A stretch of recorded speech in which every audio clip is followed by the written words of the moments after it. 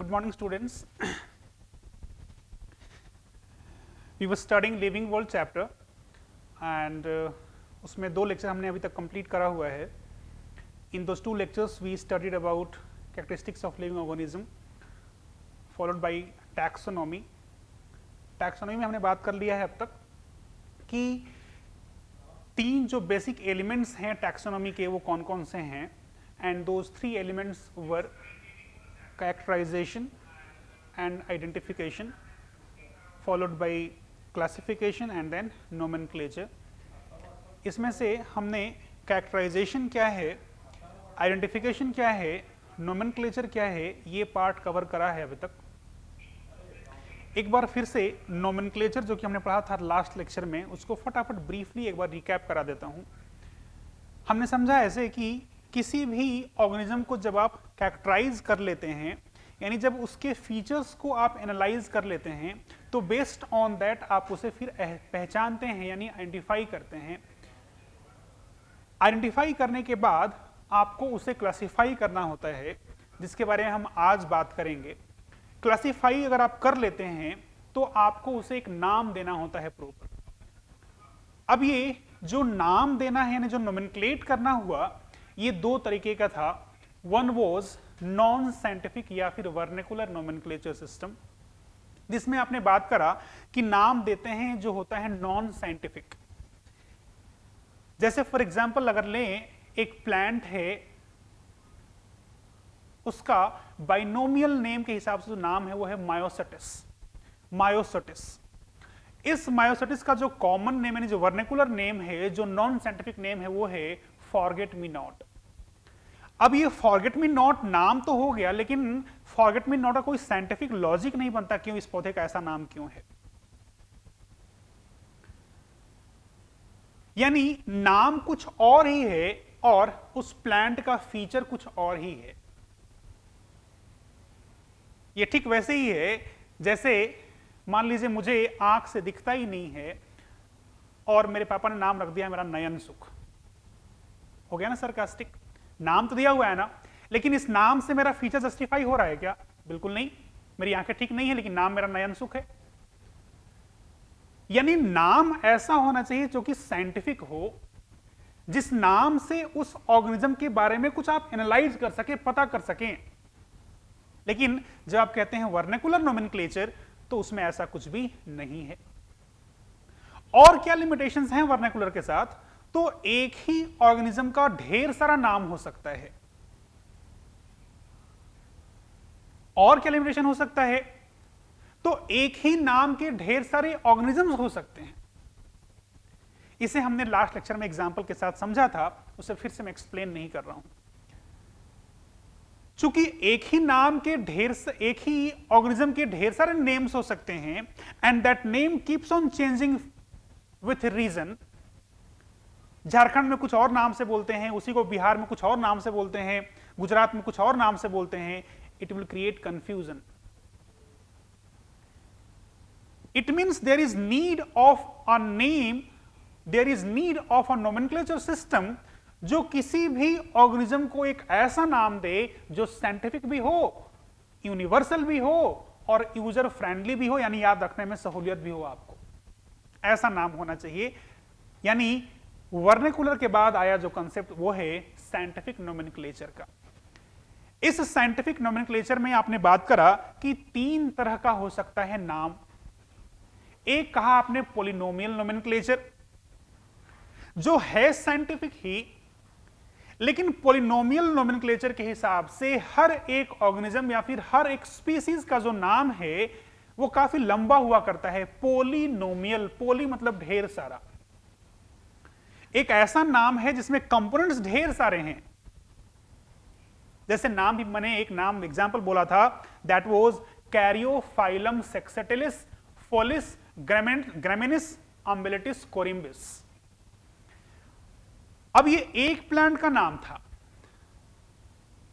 नाम है साइंटिफिक. इस नाम से उस प्लांट का फीचर समझ में आता है, लेकिन ऐसे हमने बात करा है 1.7 मिलियन स्पीसीज हैं. अब खुद सोचो 1.7 मिलियन के लिए ऐसा ऐसा नाम याद रखना प्रैक्टिकल है क्या? नहीं है बिल्कुल। इसीलिए in spite of the fact कि ये साइंटिफिकली करेक्ट है, यूजर फ्रेंडली ना होने के चलते ये यूज में नहीं आता ज्यादा। Then came the concept of binomial nomenclature, जिसमें आपको ध्यान रखने का था कि Carolus Linnaeus is known as father of taxonomy. He gave the concept of, or he established the binomial nomenclature system. आपको याद ये भी रखने का है उनके 3 बुक्स के बारे में, and those 3 books were Philosophia Botanica, which is having principles of nomenclature. Next book of Linnaeus that you have to remember is Species Plantarum, published in 1753. Usually year याद नहीं रखना होता है बायोलॉजी में, लेकिन ये याद रखना होना है, आपको याद रखना है। इस स्पीसीज प्लांटरम में लीनियस ने उस टाइम पे जितने भी प्लांट्स डिस्कवर हुए थे उसके उन्होंने नाम दिए। फिलोसोफिया बोटानिका में उन्होंने दिया प्रिंसिपल्स ऑफ नोमेनक्लेचर, इसमें दिया उन्होंने नाम, बाइनोमियल नेम दिया। किसका दिया? प्लांट का। नाम ही है बुक का स्पीसीज प्लांटेरम। एक और बुक है जो आपके काम का है, वो है सिस्टेमा नेचुरी, पब्लिश्ड इन 1758।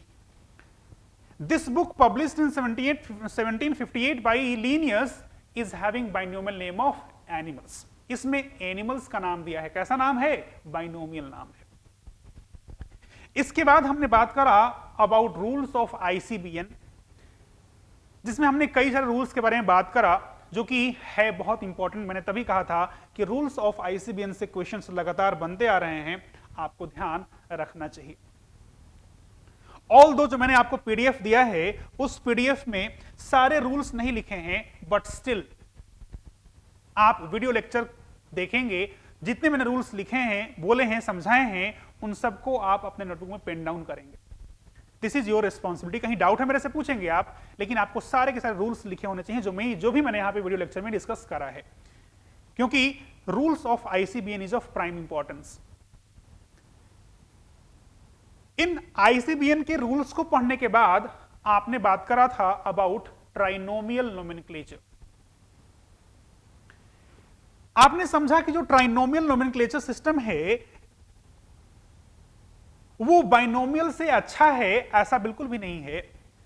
अच्छा है बुरा नहीं कह सकते आप। ट्राइनोमियल नोमेनक्लेचर सिस्टम अपने आप में एक ऐसा नोमेनक्लेचर सिस्टम इवॉल्व हुआ है जो कि मजबूरी में इवॉल्व हुआ है। कैसे? तो हमने समझा कि कई सारे ऐसे स्पीसीज हैं जिसमें डाइवर्सिटी बहुत ज्यादा मिलता है। जैसे एक स्पीसीज है ब्रेसिका ओलेरेसिया। एग्जाम्पल सारा हमने समझा हुआ है लास्ट लेक्चर में, ये सिर्फ रिकैप है ताकि आपको याद आ जाए क्या पढ़ा था हमने लास्ट लेक्चर में। एक स्पीसीज था ब्रेसिका ओलेरेसिया, इसी में आता था कैबेज भी, इसी में था कॉलीफ्लावर भी, इसी में था नॉलकॉल भी। ये 3 अलग अलग प्लांट्स हैं। आपको दिखता है मॉर्फोलॉजी में कितना डिफरेंस है कैबेज, कॉलीफ्लावर और जो गांठ गोभी है। रिजेंबलेंस है ही नहीं मॉर्फोलॉजी में। यूजुअली क्या होता है, एक स्पीशीज के मेंबर आपस में रिजेंबल करते हैं, जैसे जितने भी ह्यूमंस हैं रिजेंबल करते हैं कि नहीं करते हैं। लेकिन ये जो मैंने 3 नाम बोला, क्या रिजेंबल कर रहे हैं? क्या बिल्कुल भी नहीं कर रहे हैं। बट मैं कह रहा हूं स्पीशीज तो एक ही है। मतलब एक ऐसा स्पीशीज है ब्रेसिका ओलेरेसिया जिसमें डाइवर्सिटी बहुत ज्यादा है। तो अगर आप इन तीनों प्लांट के लिए ब्रेसिका ओलेरेसिया ही यूज करेंगे तो डिस्टिंक्शन कहां हुआ? Getting my point? अगर आप वर्निकुलर को गलत इसलिए माना कि आपने कहा वहां पे अलग अलग प्लांट का एक ही नाम हो सकता है, यानी एक ही नाम के ढेर सारे प्लांट हो सकते हैं, फिर तो वही बात आ गई। यहां पे कैबेज, कॉलीफ्लावर, नॉलकॉल सब अलग अलग प्लांट है, लेकिन नाम सबका वही हो जा रहा है, ब्रेसिका ओलेरेसिया। इसीलिए हर वो स्पीसीज जहां पे डाइवर्सिटी ज्यादा हो जाता है वहां आपको यूज करना पड़ता है उसका नेम ऑफ वेराइटी। वेराइटी कहते हैं प्लांट्स के लिए और कहते हैं सब species in case of animals. तो ये मजबूरी हुई। ट्राइनोमियल आप सिर्फ उनके लिए यूज करने वाले हैं जहां पे स्पीशीज लेवल पे डाइवर्सिटी ज्यादा है। तो आपने कहा कैबेज, तो ब्रासिका ओलरेसिया कैपिटेटा कर दो। Trinomial name of cauliflower will be Brassica oleracea botrytis. Trinomial name of knolkhol will be Brassica oleracea caulorapa. तो आपने तीन तीन कंपोनेंट लिख दिया यहां पे, पहला जेनरिक नेम, दूसरा स्पेसिफिक नेम और तीसरा नेम ऑफ वैरायटी। हर वो नाम जिसमें तीन तीन कंपोनेंट रहे, वो तीन कंपोनेंट कौन कौन से रहे? Generic name, specific name, name of variety या फिर नेम ऑफ सब स्पीसीज, उसी को कहते हैं आप ट्राइनोमियल नोमेनक्लेचर। यहां हमने बात करा था अबाउट टॉटोनिम्स, अबाउट ऑटोनिम्स, अबाउट सिनोनिम्स, जिसे मैं फिर से नहीं डिस्कस कर रहा हूं। आप इन तीनों राइम करते हुए वर्ड को भी ध्यान रखिएगा, और लास्ट लेक्चर मैंने समझाया हुआ है, वहां से फिर से इसको एक बार आप देखिएगा, समझिएगा, और दिक्कत लगता है तो मेरे से फिर से पूछिएगा। आगे बढ़ते हैं और बात करते हैं अबाउट क्लासिफिकेशन, जो कि अपने आप में लास्ट एलिमेंट है टैक्सोनॉमी का। ध्यान रहे, ये टैक्सोनॉमी का लास्ट एलिमेंट है, इस चैप्टर का लास्ट एलिमेंट नहीं है। अब ये जो क्लासिफिकेशन है ये क्या है? तो नाम से समझ में आ रहा है, ऑर्गेनिजम्स को उनके सिमिलरिटी या फिर डिससिमिलरिटी के हिसाब से सेग्रीगेट कर देना ही क्या है? क्लासिफिकेशन है। अब जब आप क्लासिफिकेशन करते हैं तो उसके लिए ध्यान रखना है आपको, देयर आर 7 ऑब्लिगेट कैटेगरीज। 7 जो हैं वो ऑब्लिगेट कैटेगरीज हैं। ये 7 ऑब्लिगेट कैटेगरीज ऑब्लिगेट क्यों कहलाती हैं उसको रहने देते हैं। पहले बात करते हैं ये आखिर 7 कौन कौन है। दिस 7 कैटेगरीज आर, सबसे जो पहला है वो है kingdom. Next obligate category is phylum, या फिर इसे कहते हैं आप डिवीजन। ध्यान रखिएगा, फाइलम आप यूज करते हैं एनिमल टैक्सोनॉमी में, यानी एनिमल्स के क्लासिफिकेशन में, और डिवीजन वर्ड यूज करते हैं आप प्लांट्स के लिए। लेवल दोनों का सेम ही है, रैंकिंग सेम है, बस यूज का फर्क है। जो नेक्स्ट ऑब्लिगेट कैटेगरी है वो है class. Next one is order, next one is family, next one is genus, next one is and last one is species. ये 7 काउंटिंग कर सकते हैं, 1 2 3 4 5 6 7, ये 7 कैटेगरीज हैं और ये ऑब्लिगेट कहलाती है। अब बात आती है व्हाई ऑब्लिगेट। तो ऑब्लिगेट इसलिए कि जब भी आप किसी ऑर्गेनिज्म को क्लासिफाई करने चले तो आपका क्लासिफिकेशन एक्यूरेट तभी होगा, क्लासिफिकेशन कंप्लीट तभी कहलाएगा जब आप उस ऑर्गेनिज्म का किंगडम बता देंगे कि कौन सा किंगडम में आता है ये, उसका फाइलम बता देंगे, क्लास बता देंगे, ऑर्डर बता देंगे, फैमिली बता देंगे, जीनस बताएंगे, स्पीसीज बताएंगे, ये सातों कैटेगरी को एड्रेस कर देंगे आप, तभी कहलाएगा क्लासिफिकेशन हो गया। देयर इज ऑब्लिगेशन कि सातों को एड्रेस करना है, नहीं करे तो क्लासिफिकेशन अधूरा है। इसलिए आपने कहा ये क्या है, कैसे हैं? ये हैं 7 ऑब्लिगेट कैटेगरीज। अब यहां से एक और चीज ध्यान रखिएगा, ऐसा बिल्कुल भी नहीं है कि सिर्फ 7 ही कैटेगरी होता है, 7 ऑब्लिगेट कैटेगरी होता है। In addition to 7 obligate categories, there are, important है, there are 21 intermediate categories as well. अब ये इंटरमीडिएट क्या है? तो ऑब्लिगेट तो समझ में आ गया है आपको कि ऑब्लिगेशन है कि इसको एड्रेस करना ही करना है। अब है इंटरमीडिएट, जैसे फॉर एग्जांपल अगर बात करते हैं डिवीजन के बारे में, तो डिवीजन के नीचे एक और कैटेगरी होता है सब डिवीजन। क्लास है तो उसके नीचे सब क्लास होता है, सब ऑर्डर होता है, सब फैमिली होता है। इसके नीचे जाए तो हमने बात करा था वैरायटी या फिर जिसे आप कहते हैं सब स्पीसीज होता है। तो ये जो मैंने कैटेगरी बोला अभी, जैसे यहां सब स्पीसीज या फिर वैरायटी, यहां फैमिली के बाद सब फैमिली, सब फैमिली के बाद एक और होता है ट्राइब, फिर से फैमिली के नीचे सब फैमिली, उसके नीचे ट्राइब एंड देन जीनस। तो ये ट्राइब हो या फिर सब फैमिली हो या फिर यहां आने वाला सब ऑर्डर हो या फिर यहां आने वाला सब क्लास हो, ये सब क्या है? ऑब्लिगेट तो नहीं है, तो फिर क्या है? यही है इंटरमीडिएट कैटेगरीज। कितने हैं वो? 21 हैं। इसमें इंपॉर्टेंट है जहां से क्वेश्चन रेज होता है वो ये जो मैंने अभी वर्बली बोला भी कि ट्राइब जो है ये अपने आप में एक इंटरमीडिएट कैटेगरी है जिसका पोजीशन सब फैमिली के नीचे है और जीनस के ऊपर है। अब जब मैं कहता हूं कि सब फैमिली के नीचे है, जीनस के ऊपर है, तो कंफ्यूज नहीं होने का है। कई बार क्वेश्चन मिलता है कि tribe is intermediate category positioned between, option लिखा रहेगा फैमिली एंड जीनस, तो ऑब्वियसली उसको गलत मान देंगे क्या आप? सही है वो भी, क्योंकि फैमिली और जीनस के बीच में क्या है? सब फैमिली और ट्राइब। तो ट्राइब को आप प्रिसाइजली कह सकते हैं सब फैमिली के नीचे और जीनस के ऊपर, लेकिन अल्टीमेटली है तो फैमिली जीनस के बीच में ही ना।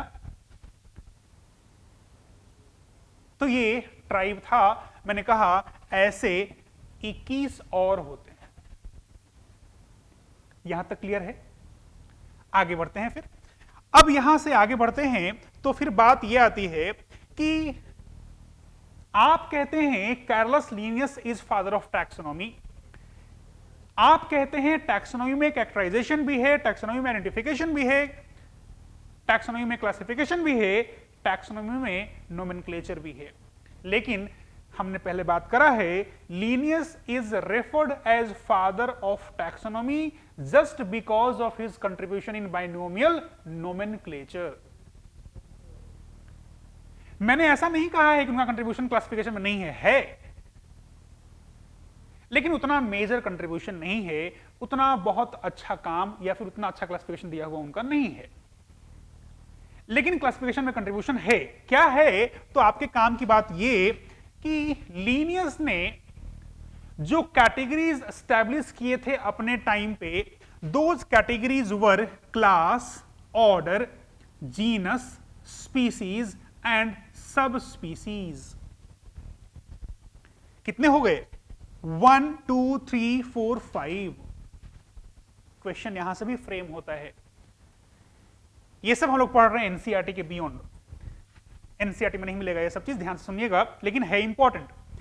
ध्यान रखने का है एक चीज, फाउंडेशन वाले, एनसीईआरटी में नहीं है तो उसको छोड़ देने का है, ऐसा बिल्कुल भी नहीं होना चाहिए। एनसीईआरटी में जो है वो तो करना ही है। इन एडिशन टू दैट जितना आपको क्लास में एक्स्ट्रा दिया जाता है उसको भी ध्यान रखना चाहिए। Questions will be coming from NCERT, true. Questions will be coming only from NCERT, false. Questions NCERT से होंगे, ज्यादातर होंगे, ठीक बात है, लेकिन बाहर से भी होंगे। इसलिए कुछ क्वेश्चंस बाहर से होंगे, उनको भी आप बड़े आराम से सॉल्व कर सके, इसके लिए आपको एनसीईआरटी के बियॉन्ड जाना होगा। तो मैंने कहा कि ये क्लास हो या फिर ऑर्डर हो या फिर जीनस हो या फिर स्पीसीज हो या फिर सब स्पीसीज हो, ये 5 कैटेगरी एस्टैब्लिश किया था किसने? लीनियस ने। ये तो 7 जो हमने कहा ऑब्लिगेट कैटेगरीज हैं, ये तो बाद की बात है। लीनियस ने सिर्फ कितना दिया था? 5 ही दिया था। और आपको दिख रहा है कि क्या क्या मिसिंग है, किंगडम मिसिंग है, फाइलम मिसिंग है, फैमिली मिसिंग है, ये सब कुछ मिसिंग है। अब ये रही बात। अब इधर आते हैं।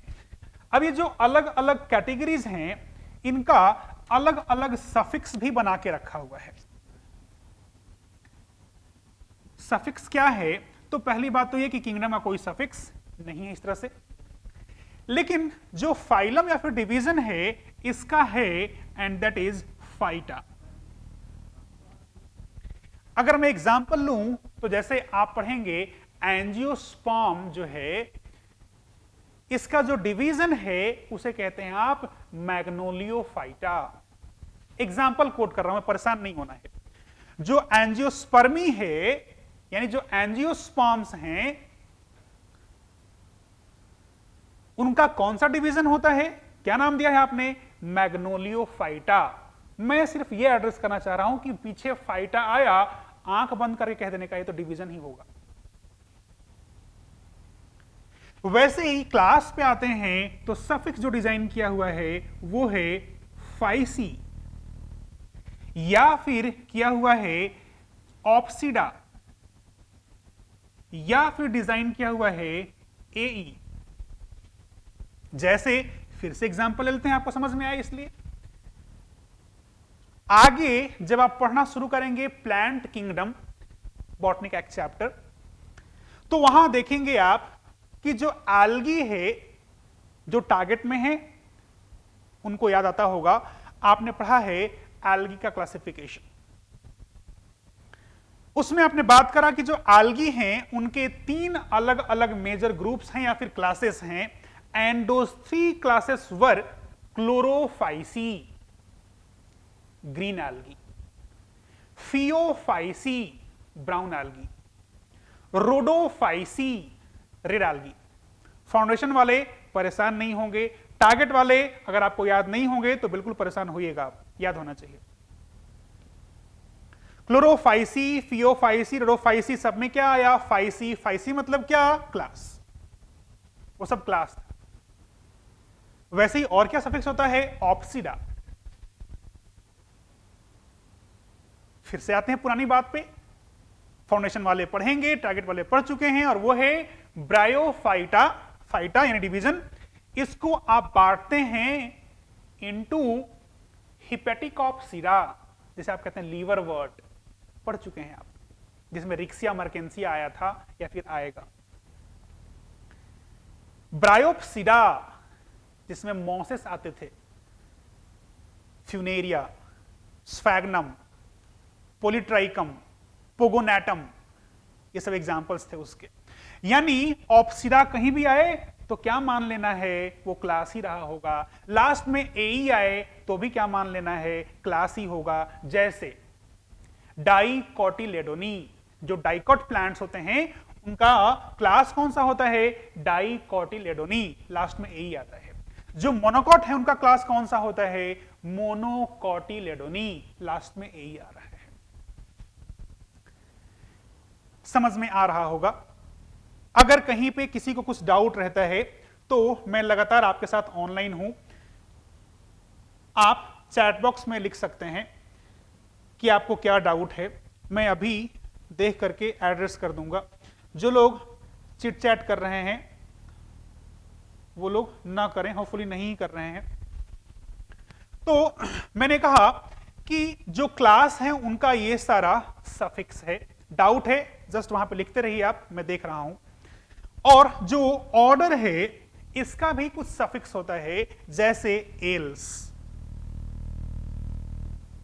जैसे आपको पढ़ने को मिलेगा। जब जब मैं कहता हूं पढ़ने को मिलेगा तो परेशान बिल्कुल नहीं होने का है, सब आगे आएगा। अभी तो आप स्टार्ट ही किए हो, ये फर्स्ट चैप्टर है आपका 11th का।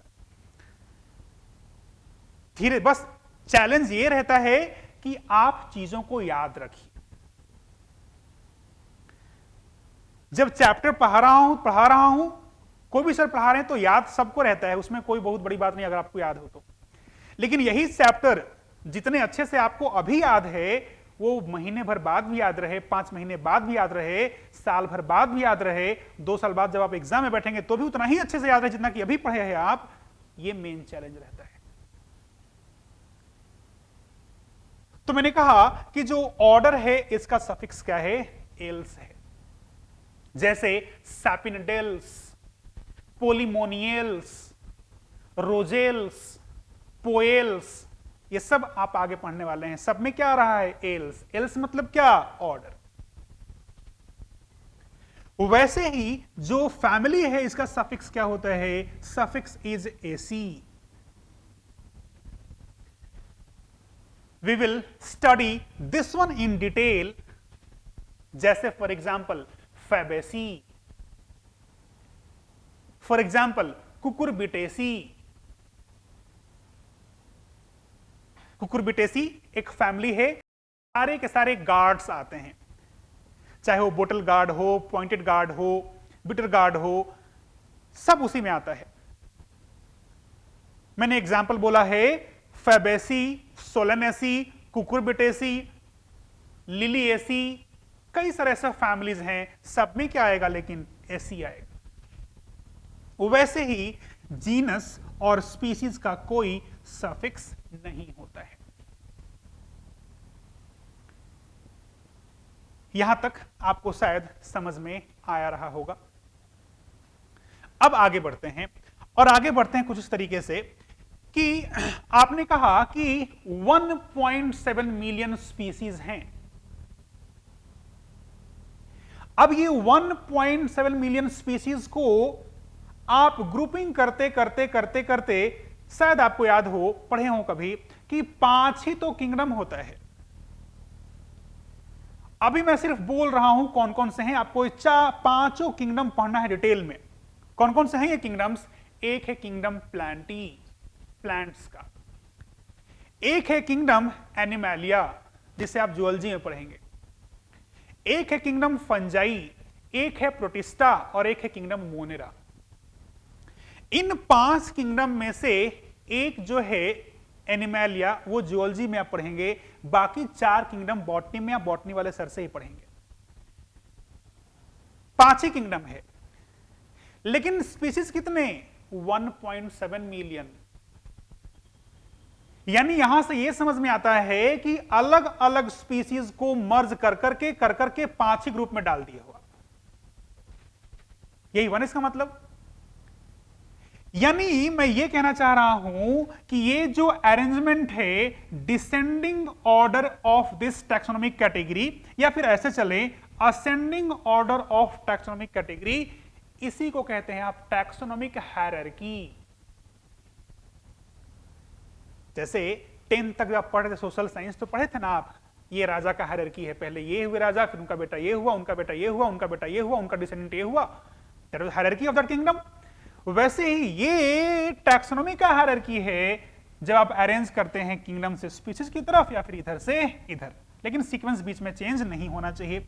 अब ये याद रहे आपको कि पहले किंगडम ही आता है, फिर फाइलम आता है, फिर ये आता है, फिर ये आता है, फिर ये आता है, फिर ये आता है।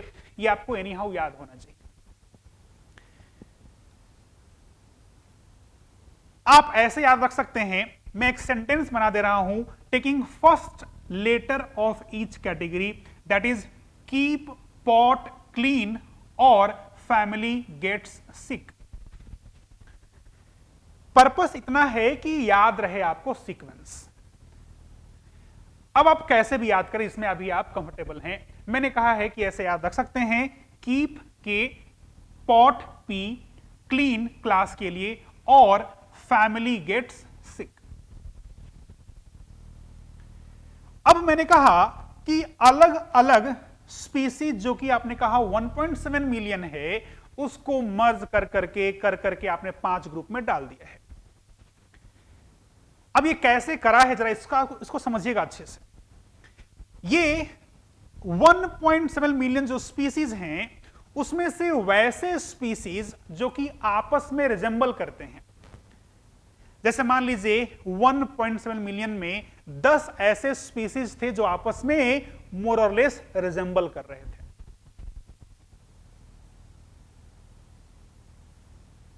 मान लीजिए मैंने कहा एक स्पीसीज ए है, एक बी है, एक सी है, एक डी है, एक ई है, एक एफ है। वैसे ही एक है जी, एच, आई, जे और K. These are different species. Suppose किया आपने, इस स्पीसीज में देखें तो ए से लेकर के एफ जो मैंने लिखा है, इसमें सब आपस में मोर और लेस रिजेंबल करते हैं। आइडेंटिकल है नहीं कहा, मोर और लेस आपस में रिजेंबल करते हैं, कुछ ना कुछ इनमें समानताएं हैं। तो आप इन सबको बेस्ड ऑन सिमिलरिटी एक साथ ग्रुपिंग कर दिए। मान लीजिए आपने कहा ये जीनस एक्स है। वैसे ही ये अलग अलग स्पीसीज हैं, अगर इनमें रिजेंबलेंसेस थे तो आपने इनको मर्ज करके एक जीनस में रख दिया। मान लीजिए मैंने कहा वाई है। यानी कहने का मतलब ये कि 1.7 मिलियन स्पीसीज को आप उनके सिमिलरिटी के हिसाब से ग्रुपिंग करते जाते हैं और बनाते क्या हैं, जीनस। यानी genus is group of related species.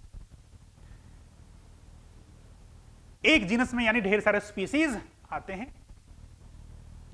वैसे ही कई सारे ऐसे जीनस, जैसे मान लीजिए मैंने कहा एक जीनस है, एक वैसे ही मान लीजिए कोई पी जीनस था, कोई क्यू जीनस था, इन सभी जीनस में कुछ ना कुछ समानता था, तो आपने रख दिया एक साथ इनको आर फैमिली में।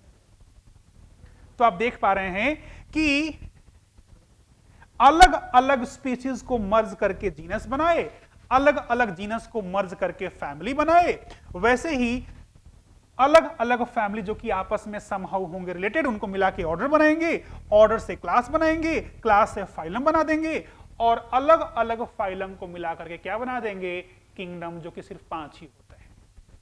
यानी शुरू किए थे 1.7 मिलियन से, खत्म कहां किए, सिर्फ 5 पे। मतलब ये हुआ डाइवर्स टाइप के ऑर्गेनिजम्स को आप साथ रखते जा रहे हैं, रखते जा रहे हैं, और सिर्फ 5 ही ग्रुप में रख दिया फिर अल्टीमेटली। समझ में आ रहा है क्या? जैसे मैं यहां पे लिख रहा हूं क्लासिफिकेशन, जरा इसको कवर कीजिएगा यहां तक। यहां मैं लिख रहा हूं क्लासिफिकेशन ऑफ मैंगो। जैसे जो मैंगो है, इसका मैंगो है, आप जरा खुद सोचो किंगडम क्या होना चाहिए? किंगडम शुड बी प्लांटी और एनिमेलिया और फंजाई प्रोटिस्टा, क्या होना चाहिए आपके हिसाब से? It must be Plantae. Kingdom कौन सा है? मैं यहां पे लिख रहा हूं क्लासिफिकेशन किसका? मैंगो का। तो जो मैंगो है उसका किंगडम क्या है? प्लांटी है। वैसे ही अगर हम लोग आते हैं मैंगो के डिवीजन पे, तो आप खुद सोचो, आप आंसर करना। अगर मैंगो मैं आपसे पूछूं कि जिम्नोस्पर्म है कि एंजियोस्पर्म है, तो ऑब्वियसली आप क्या कहेंगे? एंजियोस्पर्म के जिम्नोस्पर्म। क्या कहेंगे आप? एंजियोस्पर्म कहेंगे। रटने का नहीं है। एंजियोस्पर्म क्या होते हैं? Angiosperms are only flowering plants. Nature में अगर कोई फ्लावर प्रोड्यूस करता है तो कौन? एंजियोस्पर्म। और अगर फ्लावर है तो उसमें कार्पेल होगा, कार्पेल है तो ओवरी होगा, और याद कीजिए ओवरी का ही तो होता है फर्टिलाइजेशन, तो बनता क्या है उससे? फ्रूट। तभी तो आम खाने को मिलता है आपको। अरे आम खाते हो ना, तो फ्रूट है। फ्रूट किससे बनता है? ओवरी से बनता है। ओवरी किसका पार्ट है? कार्पेल का पार्ट है। कार्पेल किसका पार्ट है? फ्लावर का पार्ट है। फ्लावर कहां मिलता है? सिर्फ एंजियोस्पर्म में मिलता है। यानी मैं ये कहना चाह रहा हूं कि जो मैंगो है उसका डिवीजन कौन सा? आप कह सकते हैं एंजियोस्पर्मी, या फिर कह सकते हैं मैग्नोलियोफाइटा। आप ये दोनों नाम बोल सकते हैं। सिमिलरली आते हैं क्लास पे, तो आपको दिख रहा है class ends with this one और दिस वन और दिस वन। इंफॉर्मेशन के लिए जो मैंगो है वो डाइकॉट है, यानी it will be डाइकोटिलेडोनी।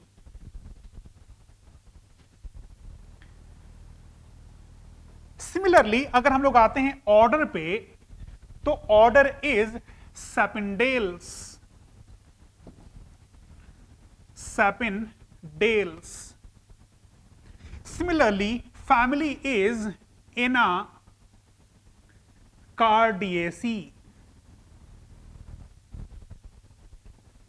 Genus is Mangifera. Species is Indica. ये मैंने उस साइड पे लिखा है मैंगो का क्लासिफिकेशन। मैंने सिर्फ मैंगो का लिखा है। आप जब पढ़ेंगे एनसीईआरटी में दिया हुआ है ह्यूमंस का, दिया हुआ है हाउसफ्लाई का, दिया हुआ है व्हीट का, दिया हुआ है मैंगो का भी। आप अगर सबका याद रखें तो अच्छा है। मैंने एक का तो यहां पे लिख दिया है। आप यहां से कई इंफॉर्मेशंस को जज कर पा रहे होंगे कि फाइलम का मैंने कहा था डिवीजन का कि ऐसा होना होता है, आपको दिख रहा है फाइटा आया है, सबके सफिक्स भी यहां पे सेटिस्फाई हो रहे हैं।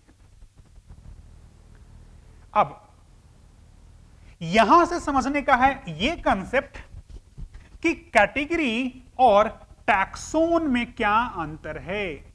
दो अलग अलग टर्म है। टैक्सोन इज सिंगुलर फॉर्म, इसी का जो प्लूरल फॉर्म है वो है taxa. Taxon singular, taxa is plural form. अब समझते हैं दोनों में अंतर क्या है। जो कैटेगरी है ये सिंपली रैंकिंग है। जैसे ये दिख रहा है आपको, ये सब क्या है, कैटेगरी है। और जैसे यहां दिख रहा है ये जो मैंने लिखा है ये सब क्या है, टैक्सोन्स हैं। जैसे मैंने कहा किंगडम, तो किंगडम क्या है, कैटेगरी की टैक्सोन, ऑब्वियसली कैटेगरी। लेकिन इस कैटेगरी को रिप्रेजेंट करने वाले कौन कौन से ग्रुप्स हैं, तो आपने कहा 5 ही तो होता है kingdom. Those 5 kingdoms were Plantae, Animalia, Fungi, Protista and Monera. तो ये जो मैंने 5 बोला भी वो सब क्या हैं, टैक्सोन्स हैं। क्या बेटा, टैक्सोन। यहां मैंने कहा डिवीजन, एग्जांपल दिया मैंने यहां पे एंजियोस्पर्म। एंजियोस्पर्म है, चाहे जिम्नोस्पर्म है, ब्रायोफाइट है, टेइडोफाइट है, ये सब कैटेगरी है क्या, नहीं। कैटेगरी तो ये लिखा है मैंने कहा ब्रायोफाइटा, फाइटा यानी क्या होगा, वो एक रिप्रेजेंट करता होगा डिवीजन को। तो एंजियोस्पर्मी कहूं या फिर ब्रायोफाइटा कहूं, टेइडोफाइटा कहूं, वो सब हैं तो टैक्सोन। रिप्रेजेंट किसको करते हैं, डिवीजन को। डाइकोटिलेडोनी या फिर मोनोकोटिलेडोनी, ये हैं टैक्सोन। रिप्रेजेंट किसको कर रहे हैं, क्लास को। सैपिंडेल्स, पोएल्स, रोजेल्स, पोलिमोनियल्स, ये सब क्या हैं, अलग अलग टैक्सोन हैं। रिप्रेजेंट किसको करते हैं, ऑर्डर को करते हैं। समझ में आ रहा होगा क्या डिफरेंस है कैटेगरी और टैक्सोन में। कैटेगरी क्या है, सिंपली रैंकिंग है, सिंपली एब्स्ट्रैक्ट टर्म है, उनका अपना एग्जिस्टेंस नहीं होता है। करता है वो कौन है, एक्चुअली टैक्सोन। ऐसे समझिए जैसे झारखंड एक स्टेट है, इसमें ढेर सारे डिस्ट्रिक्ट्स हैं।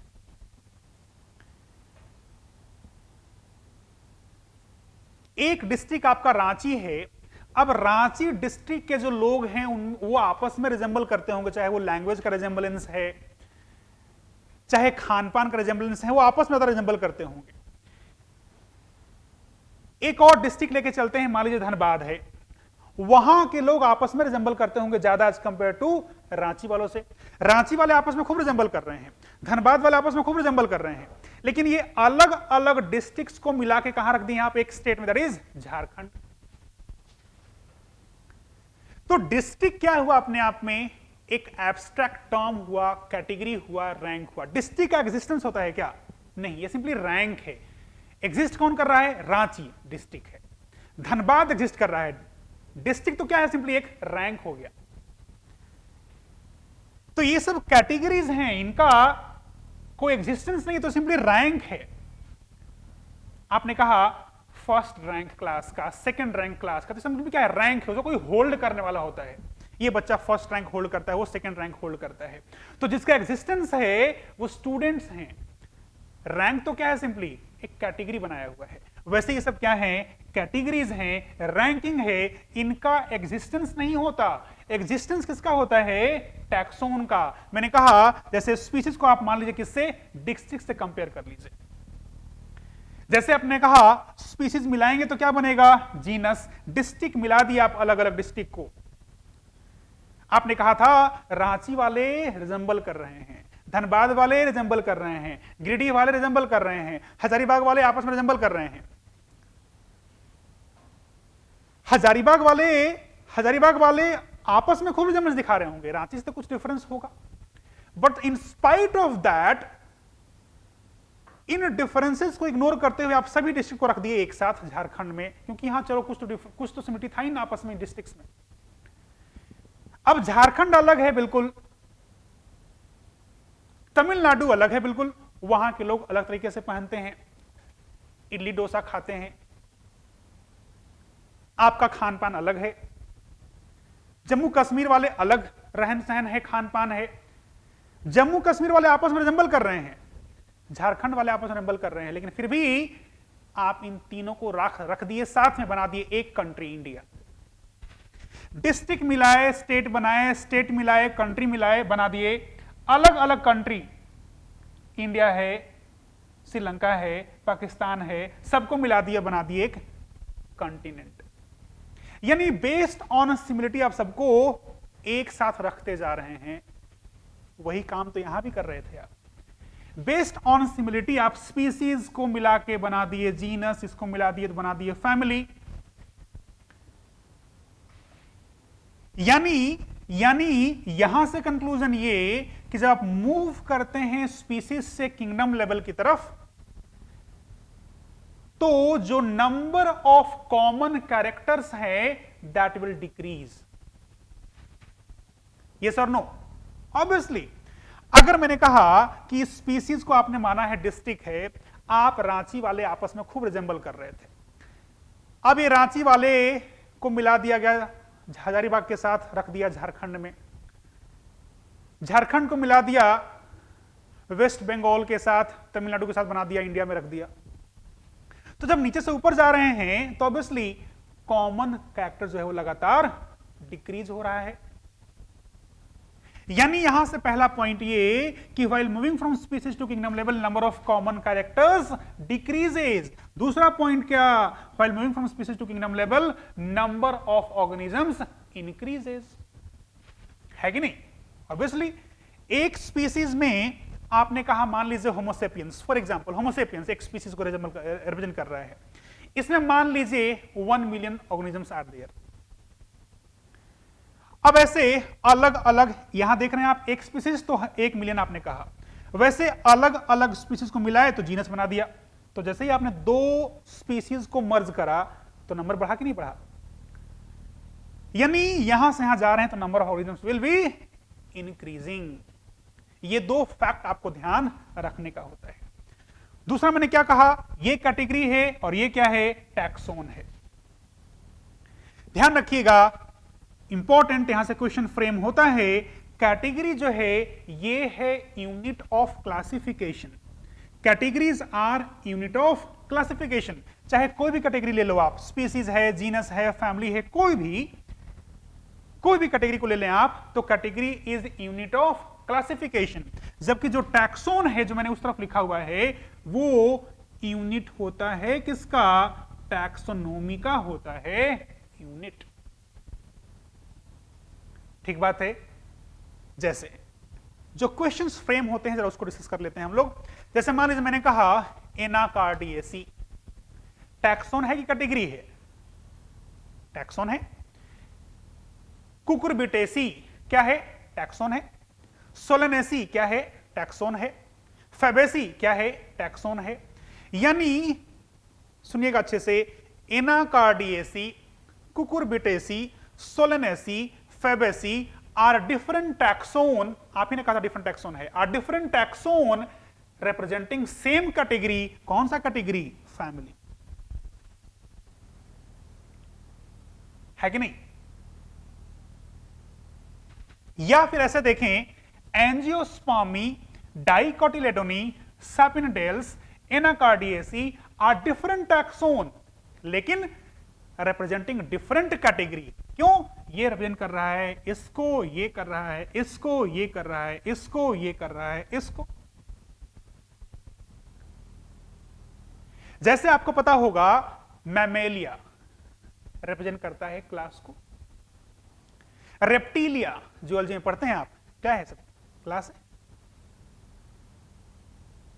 एम्फीबिया क्लास है। तो जब मैं कहता हूं Mammalia, reptilia, amphibia, these all are different taxons but representing same category। कौन सा कैटेगरी? क्लास। जिम्नोस्पर्म क्या है? एक टैक्सोन है। जैसे छोड़िए जिम्नोस्पर्म को। एंजियोस्पर्म क्या है? टैक्सोन है। रिप्रेजेंट करता है किसको? कैटेगरी को। कौन सा कैटेगरी है वो? डिवीजन है। ये ठीक वैसे ही है, आपने कहा डिस्ट्रिक्ट एक कैटेगरी है। एग्जाम्पल क्या? रांची। तो रांची टैक्सोन है जिसका एग्जिस्टेंस है, और डिस्ट्रिक्ट क्या है? एक रैंकिंग है। स्टेट एक रैंकिंग सिस्टम। स्टेट कहीं एग्जिस्ट करता है क्या? नहीं। एग्जिस्टेंस किसका है? झारखंड का, बिहार का। तो जो एग्जिस्ट करता है वो टैक्सोन है, और वो रिप्रेजेंट करते हैं किसी एक कैटेगरी को। जैसे झारखंड टैक्सोन रिप्रेजेंट कर रहा है किसको? स्टेट को। इंडिया टैक्सोन रिप्रेजेंट कर रहा है किसको? कंट्री को। एशिया टैक्सोन रिप्रेजेंट कर रहा है किसको? कंटिनेंट, एक कैटेगरी है। उम्मीद करता हूं आपको कैटेगरी और टैक्सोन में अंतर समझ में आया होगा। उम्मीद करता हूं कि जो मैंने ये समझाया कि while moving from species to kingdom level number of organisms, ये भी समझ में आया होगा। उम्मीद करता हूं आपको ये भी समझ में आया होगा कि while moving from species to kingdom level number of common characters decreases. जब आप कहते हैं कि number of common characters decrease होते हैं, तो क्या मैं इसी को दूसरे वर्ड यूज करते हुए कह सकता हूं ऐसे कि स्पेसिफिसिटी विल डिक्रीज? बिल्कुल बात है। अगर आपने कहा यहां से यहां जाने पे कॉमन कैरेक्टर्स कम हो रहे हैं, यानी जो स्पेसिफिसिटी है वो कम हो रहा है, तो ये इंफॉर्मेशन आपको यहां से ध्यान रखना चाहिए। आपको याद रखना चाहिए कैटेगरी क्या है, टैक्सोन क्या है, आपको याद रखना चाहिए ये इंफॉर्मेशन, आपको याद रखना चाहिए ये सारे सफिक्स।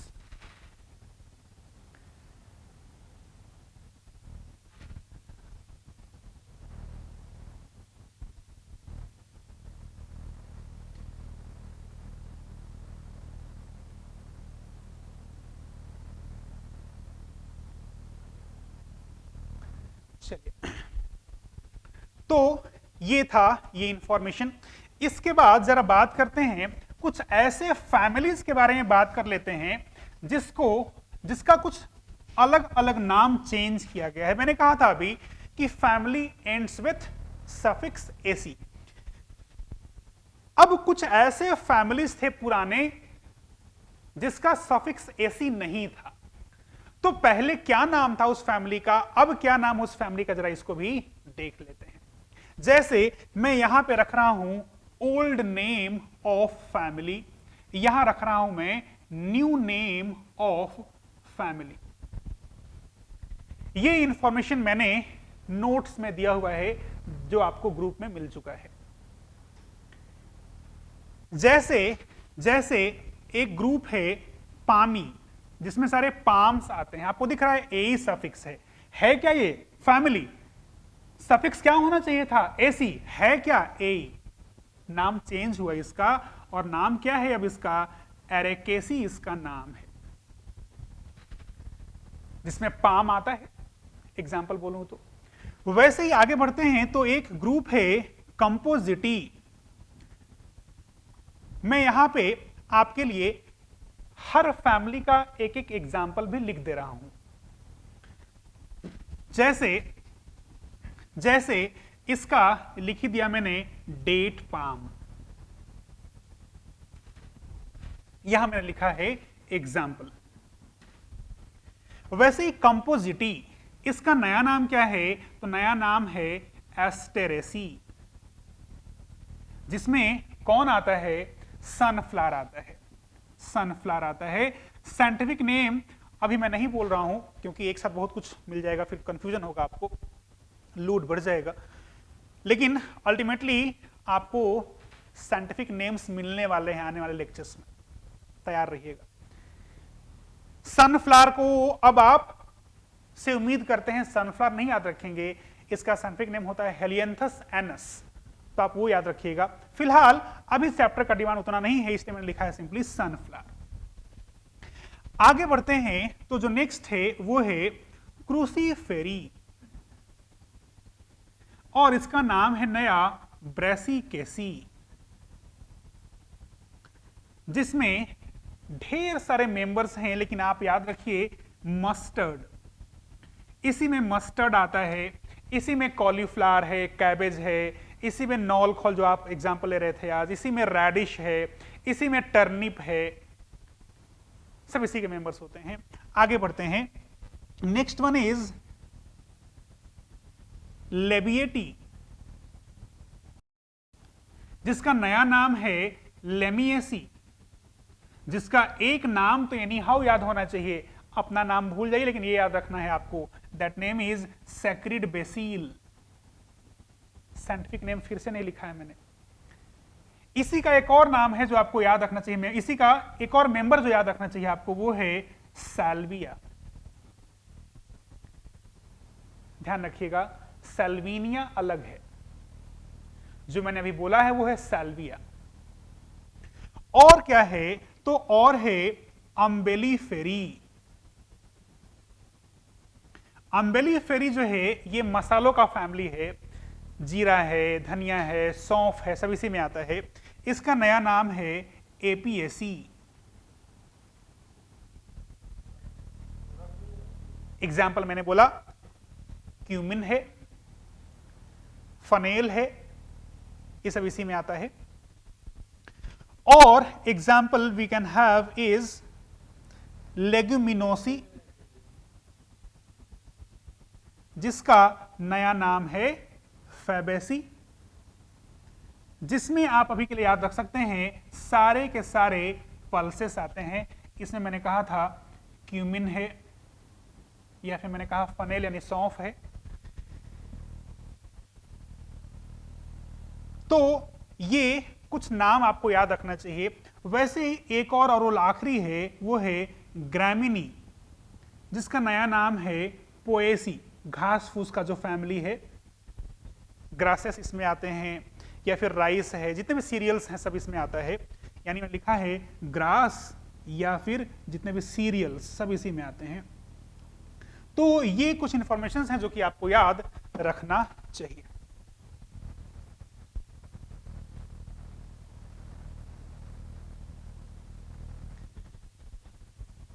तो ये अलग अलग रिवाइज्ड नेम्स हैं फैमिलीज के, और ये उनके कह सकते हैं रिप्रेजेंटेटिव मेंबर्स हैं जो कि आपको याद रखना चाहिए।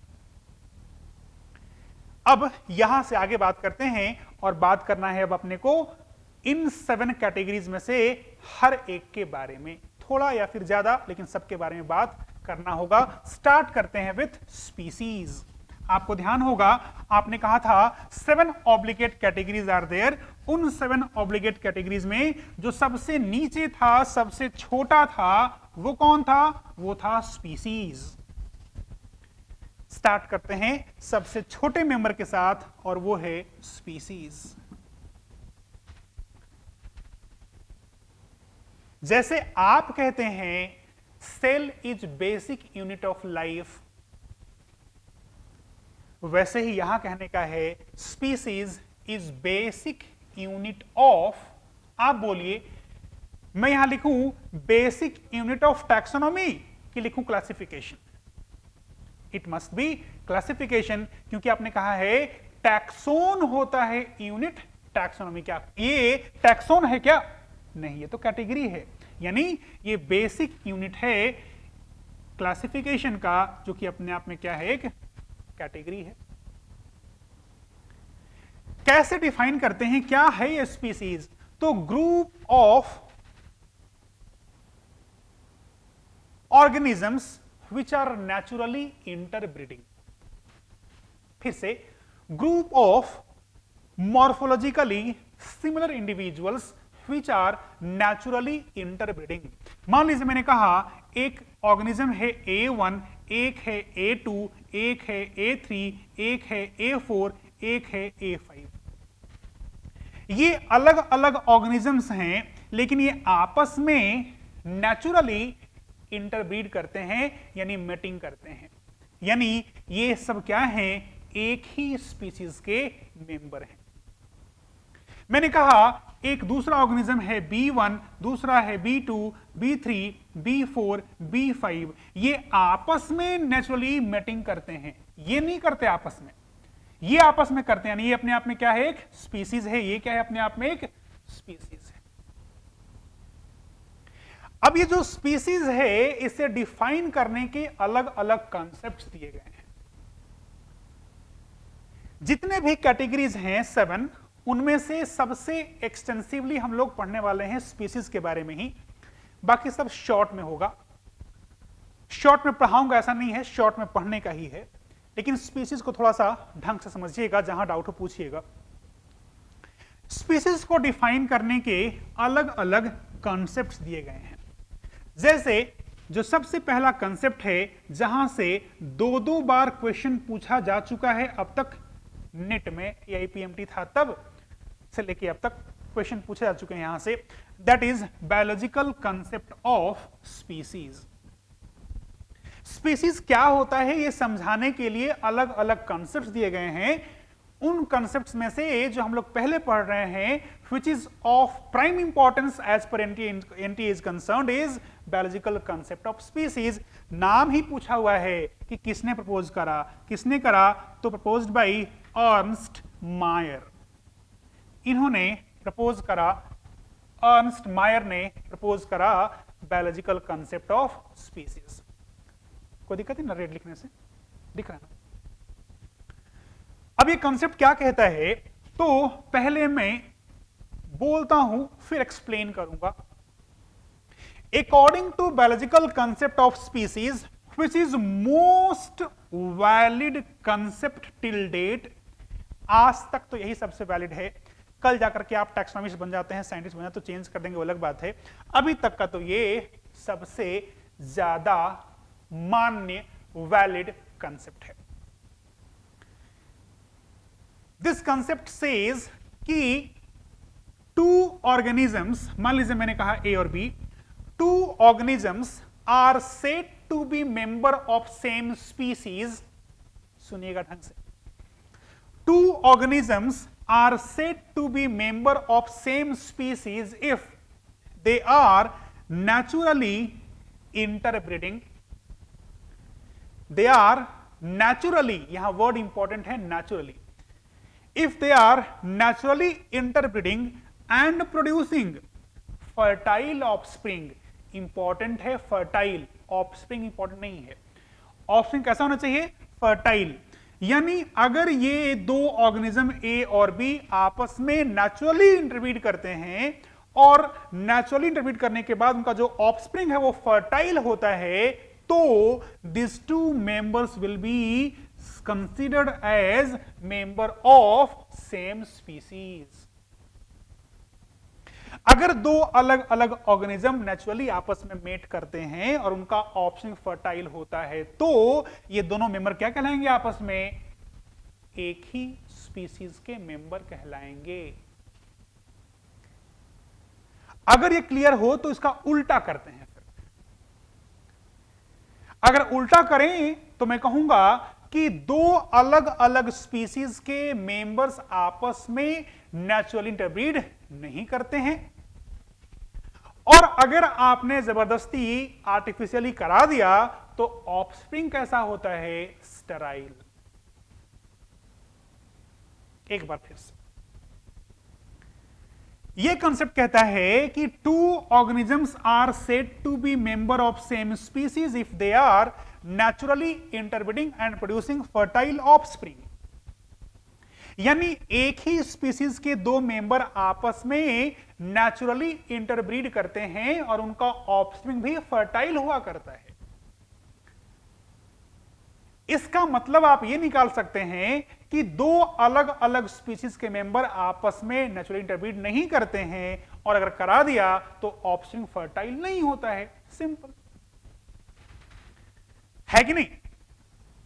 अरे है कि नहीं? यानी आप यह कहना चाह रहे हैं कि अगर ये दो अलग अलग स्पीसीज हैं, यानी इंटरब्रीड नहीं कर रहे हैं, इसका मतलब मैं कह रहा हूं this concept is based on reproductive isolation. आपने क्या कहा था अभी? ए और बी अगर अलग अलग स्पीसीज हैं तो आपस में नेचुरल इंटरब्रीड नहीं कर रहे हैं। अगर आपस में रिप्रोडक्शन नहीं कर रहे हैं तो आप कह सकते हैं ना कि they are isolated in terms of reproduction. Physically साथ में रह रहे हैं, यही क्लासरूम में यहां मान लो 4 बिल्ली भी है, 4 कुत्ते भी है, 4 घोड़ा भी है, रह रहे हैं सब फिजिकली साथ में, लेकिन मेटिंग क्या है, बिल्ली का बिल्ली के साथ ही है। यानी 2 अलग अलग स्पीसीज जो हैं वो आपस में नेचुरली मेट नहीं करते हैं। यानी 2 अलग अलग स्पीसीज आपस में कैसे होते हैं, रिप्रोडक्टिवली आइसोलेटेड होते हैं। यानी this concept is based on reproductive isolation, this concept is based on sexual reproduction. आपने क्या कहा, 2 अलग अलग मेंबर अगर आपस में रिप्रोड्यूस करते हैं, ऑप्शन फर्टाइल होता है, तो ये सेम स्पीशीज के हैं, तो रिप्रोडक्शन करते हैं, मतलब क्या, गैमेट बनना चाहिए ना। यानी ये किस पे बेस्ड है, सेक्सुअल रिप्रोडक्शन पे बेस्ड है। यानी यहीं से बात आ गई कि लिमिटेशन क्या है भाई, तो लिमिटेशन ये है कि वो ऑर्गेनिज्म जो कि सेक्सुअली प्रोड्यूस करता ही नहीं है, जैसे बैक्टीरिया, जो बैक्टीरिया है यानी जो प्रोकैरियोट्स होते हैं उनमें कभी भी सेक्सुअल रिप्रोडक्शन नहीं होता है। ध्यान रहे, sexual reproduction is always absent in case of prokaryotes यानी बैक्टीरिया। चूंकि ये कंसेप्ट ही बेस्ड है किस पे, सेक्सुअल रिप्रोडक्शन पे, इसीलिए अगर ये ए और बी 2 बैक्टीरिया हैं, मुझे जज करना है this A and B bacteria belongs to same species और डिफरेंट, क्या मैं कंक्लूड कर पाऊंगा इस कंसेप्ट के हिसाब से, नहीं कर पाऊंगा, क्योंकि इनमें तो सेक्सुअल रिप्रोडक्शन होता ही नहीं है। तो कैसे जज करें कि आपस में कर रहे हैं कि नहीं कर रहे हैं, इनमें तो होता ही नहीं रिप्रोडक्शन। तो ठीक बात है। यानी अगर आपने कहा ए और बी अलग अलग स्पीसीज हैं, तो आप कह सकते हैं species represents genetically closed system. अब ये क्या है, आप पढ़ते हो ना केमिस्ट्री में, close system, open system, isolated system, है ना। यहां पे क्या है, क्लोज्ड, जरा समझिएगा अच्छे से। अगर ये और ये ऑर्गेनिज्म आपस में मेटिंग करते तो इसका गैमेट और इसका गैमेट का फ्यूजन होता है कि नहीं। गैमेट सेल्स है ना, हैप्लॉइड सेल्स हुआ करते हैं। सेल्स मतलब क्या, डीएनए है ना, डीएनए पे क्या होते हैं, जीन्स। यानी अगर इनके बीच में सेक्सुअल रिप्रोडक्शन होता तो इन दोनों के जीन्स का मिक्सिंग होता कि नहीं होता, ऑब्वियसली होता। हम और आप क्या हैं, हाइब्रिड हैं। कैसे हाइब्रिड हैं, अपना आधा क्रोमोसोम पैटर्नल है और आधा कैसा है, मैटरनल है। तभी तो आपके कुछ फीचर्स पापा से मैच करते हैं और कुछ फीचर्स मम्मी से मैच करते हैं। यानी जब भी होता है सेक्सुअल रिप्रोडक्शन तब जीन्स का मिक्सिंग होता है, क्योंकि गैमेट्स का फ्यूजन होता है। लेकिन आपने कहा कि अगर ये 2 अलग अलग स्पीसीज हैं, मतलब ये आपस में रिप्रोड्यूस नहीं कर रहे हैं, यानी इसका गैमेट फ्यूज नहीं कर रहा है, यानी इसका जो जीन है वो यहीं पे लोकलाइज्ड है। यहां पे देखिए, आपने कहा ये अलग अलग इंडिविजुअल्स हैं, ये आपस में मेटिंग कर रहे हैं। क्या ये और ये मेट कर रहे हैं क्या, नहीं, ये आपस में मेटिंग कर रहे हैं। यानी इस A1 और A2 के जीन्स का तो मिक्सिंग हुआ, लेकिन इस A और B का मिक्सिंग हुआ क्या, नहीं हुआ। यानी इस स्पीसीज के जो जीन्स थे वो इसी स्पीसीज में लोकलाइज्ड रह गए ना, चाहे A1 A2 के बीच में होता हो, चाहे A1 A5 के बीच में होता हो, लेकिन है तो सब एक ही स्पीसीज के मेंबर्स ना। यानी इसके जो जीन्स हैं वो इसी स्पीसीज के अंदर लोकलाइज्ड है, इसके जीन्स इसी में लोकलाइज्ड हैं, क्योंकि आपस में कर रहे हैं रिप्रोडक्शन, ये आपस में कर रहे हैं रिप्रोडक्शन, ये दोनों बीच में नहीं कर रहे हैं। यानी species represent genetically closed system. और क्या कह रहा हूं मैं, all members or all organisms of a species share common gene pool।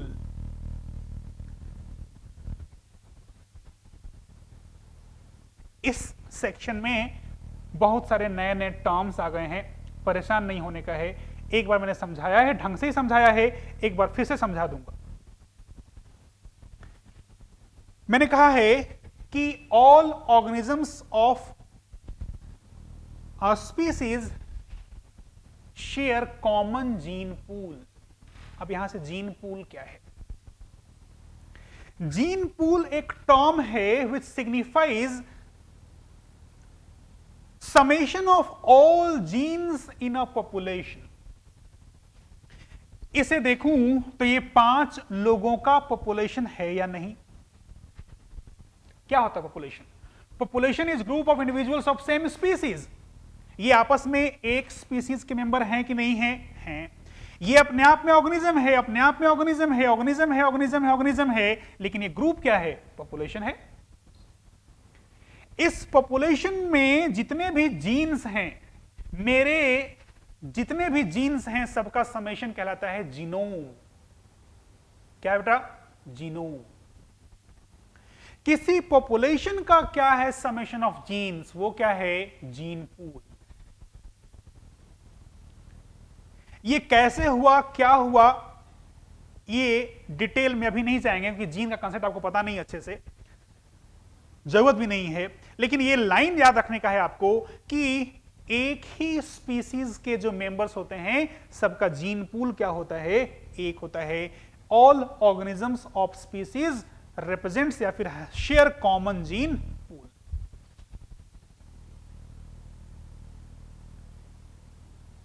यानी यहां से मैं कह सकता हूं कि स्पीसीज आर रिप्रोडक्टिवली आइसोलेटेड। क्या ये एक स्पीसीज है? है। क्या ये एक स्पीसीज है? है। क्या ये आपस में मैटिंग कर सकते हैं? क्या आपने कहा है नहीं कर सकते हैं। क्या यानी ये और ये आपस में इन टर्म्स ऑफ रिप्रोडक्शन आइसोलेटेड हैं? क्या बिल्कुल हैं। यानी आपने कहा स्पीसीज जो होते हैं वो होते हैं रिप्रोडक्टिवली आइसोलेटेड। यानी ये जो दो स्पीसीज हैं वो आपस में कैसे हैं? इंटरस्टेराइल है। यस और नो? दो स्पीसीज आपस में हमेशा कैसे होते हैं? इंटरस्टेराइल, यानी आपस में मीटिंग नहीं कर सकते हैं। लेकिन हर स्पीसीज अपने आप में इंट्राफर्टाइल होता है। इंटरस्टेराइल बट इंट्राफर्टाइल। ये है कंसेप्ट ऑफ बायोलॉजिकल, ये है biological concept of species proposed by Ernst Mayr, which is based on reproductive isolation, which is based on sexual reproduction, जिसके हिसाब से स्पीसीज जो होते हैं वो एक क्लोज सिस्टम होते हैं इन terms of gene. Species reproductively isolate हुआ करते हैं। ये था इस कंसेप्ट के हिसाब से स्पीसीज का डेफिनेशन। यही कारण था कि आपने जब कहा म्यूल के बारे में, जब आपने कहा मेल डोंकी और फीमेल हॉर्स को क्रॉस किया है, तो हॉर्स डोंकी क्या हैं? अलग अलग स्पीसीज हैं। क्या इनमें अपने आप मीटिंग हो सकता था? क्या नहीं, आपने कराया था। चूंकि दो अलग अलग स्पीसीज था, इसीलिए ऑप्शन कैसा हुआ? स्टेराइल। वही तो आप कह रहे थे यहां पे कि दो अलग अलग ऑर्गेनिज्म अगर मेट करते हैं नेचुरली और उनका ऑप्शन फर्टाइल, तो ये सेम स्पीसीज कहलाएंगे। उल्टा कहा आपने, अगर दो ऑर्गेनिज्म आपस में मेट नहीं करते हैं, मेटिंग करा दिया तो ऑफस्प्रिंग स्टेराइल होता है, मतलब ये दो अलग अलग स्पीसीज हैं। वही तो किया आपने, इनका आपने करा दिया जबरदस्ती मेटिंग, तो ऑफस्प्रिंग कैसा हो गया? स्टेराइल। ऑफस्प्रिंग का स्टेराइल होना ये कंफर्म करता है कि हॉर्स और डोंकी अलग अलग स्पीसीज। अगर ये फर्टाइल हो जाता तो इस कंसेप्ट के हिसाब से कैसा होता? फिर हॉर्स और डोंकी एक ही स्पीसीज के मेंबर कहलाते हैं। लेकिन ऐसा है तो नहीं, ये फर्टाइल नहीं स्टेराइल है, यानी ये दो अलग अलग स्पीसीज हुए। अब आगे बात करते हैं, यानी coming to next concept of species, that is typological concept. Typological concept, इधर बोला हुआ हर वर्ड वॉज इंपॉर्टेंट। यहां आते हैं टाइपोलॉजिकल कंसेप्ट पे आते हैं। ये कंसेप्ट कहता है, पहली बात तो ये कि दिया किसने ये कंसेप्ट को, एरिस्टोटल ने दिया। This was entirely based on morphology, जैसे ये बेस्ड था सेक्सुअल रिप्रोडक्शन पे, ये बेस्ड है मॉर्फोलॉजी पे। क्या कहता है ये कंसेप्ट, समझिएगा।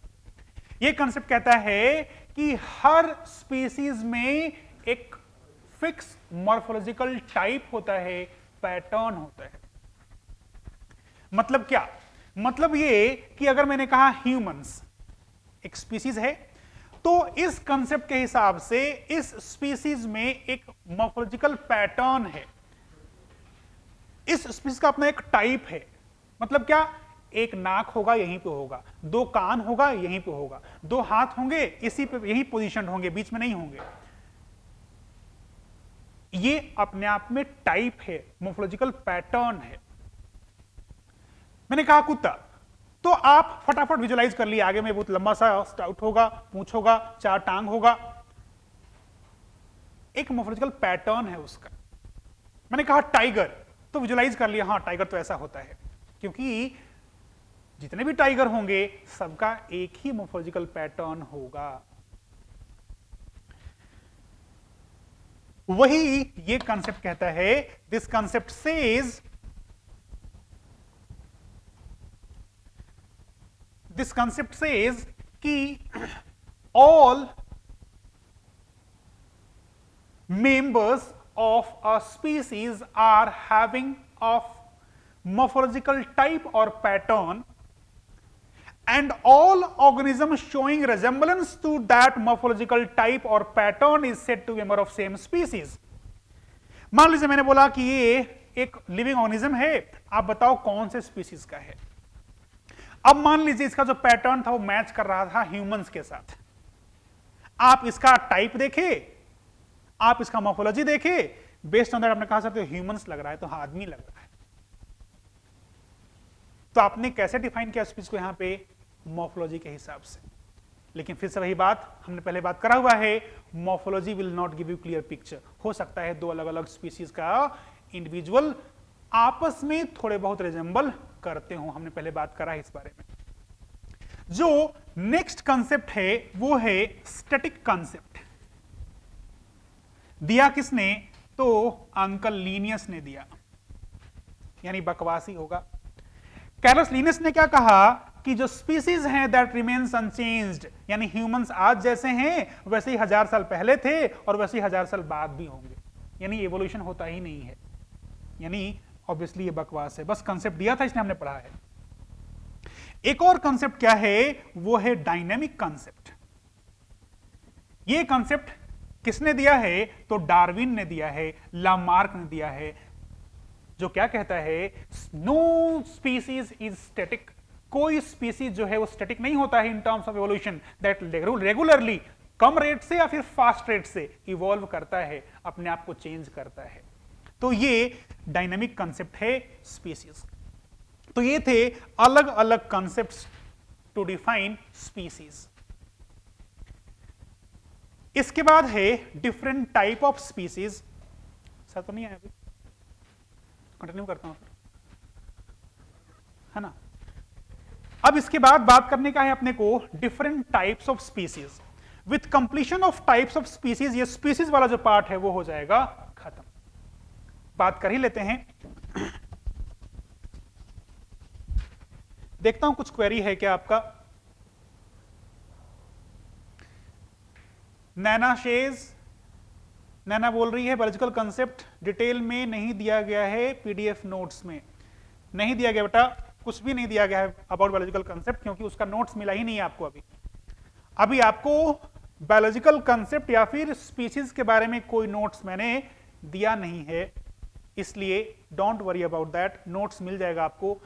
इट्स नॉट बायोलॉजिकल कंसेप्ट नहीं दिया है, पूरा स्पीसीज ही मैंने वहां पे नहीं समझाया है अभी, इसलिए परेशान नहीं होने का है, सब बाकी है, सब दूंगा एक साथ। आते हैं अबाउट टाइप्स ऑफ स्पीसीज।